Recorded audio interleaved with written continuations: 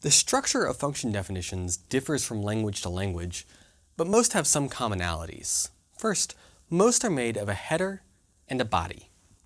The header names the function and states what input it will expect. The input is shown as a list of parameters. For a print function, for example, the name is print and there's one parameter, the text to print.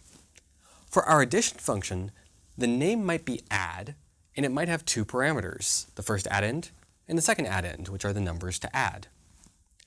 In some languages, the function itself and each parameter will be given a type. This is all the function header. It defines the function as far as the rest of the program is concerned. It tells the rest of the program what name to call when it needs that function and what information to pass along.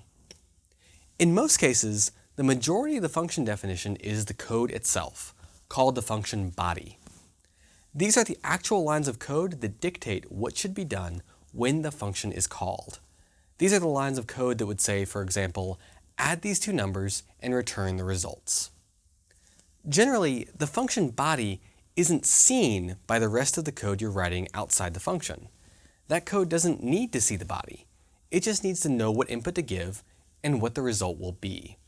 So, for our addition function, our main code doesn't need to know how the addition function adds two numbers. It just needs to trust that it does so accurately and returns the result. The word return is key in that statement. It's the other unique piece of a function. The return is what the function sends back to the main program as output. So when the code says, hey, add 5 and 2, the function replies, hey, the answer is 7. It returns 7 as its output to the main program. Our return statement terminates that function and returns execution to the main program. So when the addition function says, hey, the answer is 7, it's done running. So these are the main parts of a function. A definition or header, which defines its name and what input it should expect. With our addition function, that might be the name add and the expectation of two numbers as input. Then there's the body, which are the actual lines of code that run when the function is called. With our addition function, this could be the lines of code to add two numbers.